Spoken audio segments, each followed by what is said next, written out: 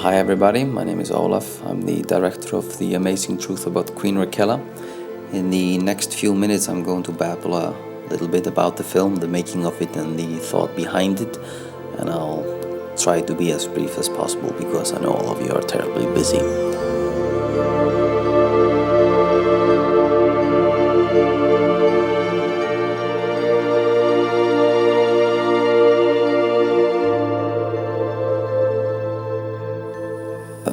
Although the film is not ready, it should be ready by the end of 2006. This project has been probably the biggest one I've done so far. My background is mainly documentary, so I wanted to do a feature film and use true life subjects. And what we have here in Queen Raquela is an in-betweener, so to speak. Many filmmakers do film in a documentary style, and well, here we go from the other side. We use true life subjects to do a feature.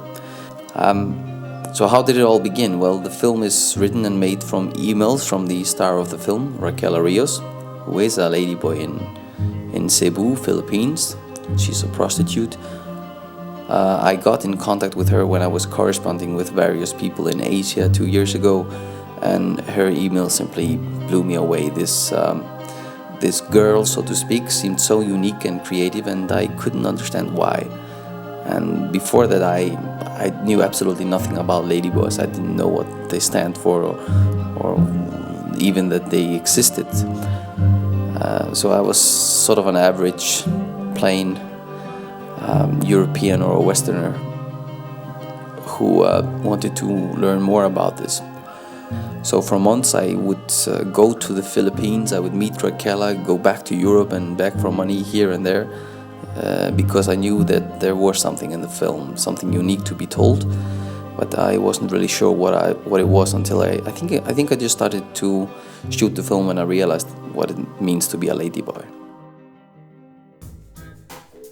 And when I came to the Philippines the first time, I would be walking around the streets there, and in the many sort of poor neighborhoods, there would be these ladyboys or these girls walking around the streets, and you could easily spot them because they looked like very glamorous girls here in the West, and they would stand out very much from the rest of the neighborhood.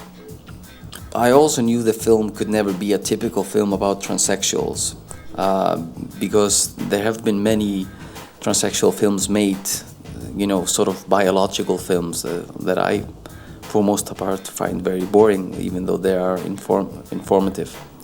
So what is the film about, and what is its theme? Well, for sure, I didn't even know when I was financing it, and I would, in these financing media, I would stutter out blah blah to people without having a clue what I was trying to sell them. But it was shortly after we started to shoot that I realized what it was about. Because it had been such a roller coaster ride, just trying to get the money, trying to get the team together, and I really didn't give myself time to think about it. And when I did, I was pretty sure that I was going to fuck things up, because many people were going out on the limb for me. So the big mystery, or not so big mystery, is that the theme of the film is really just the longing to be normal when you have no chance of it. Ladyboys wanting to be girls when they can't. Imagine to be born into a world where you don't even have a toilet for you. So that sort of summed up the theme. It's obvious. The use of hormones. They often go into sex without using protection, just in order to get accepted, and also they often go into very, very doubtful operations just to get that inch closer to being accepted as a woman. So the aim is, at least partly, is to be accepted at any cost. So you could say that they are 10 times the more prisoner of these fashion phenomena,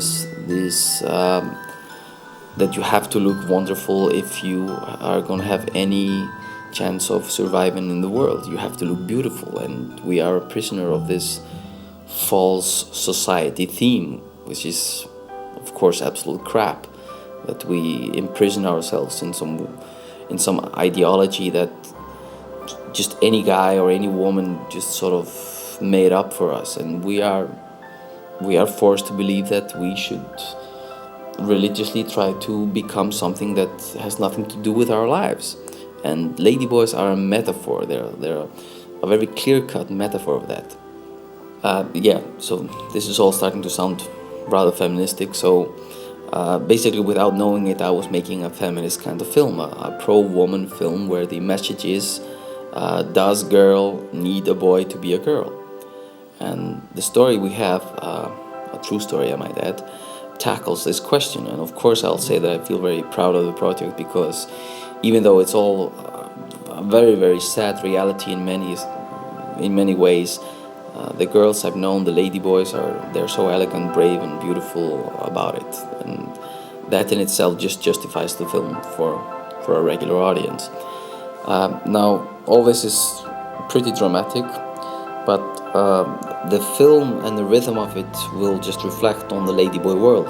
It is sad in its nature, but mostly just very, very colorful and entertaining and, of course, outrageous.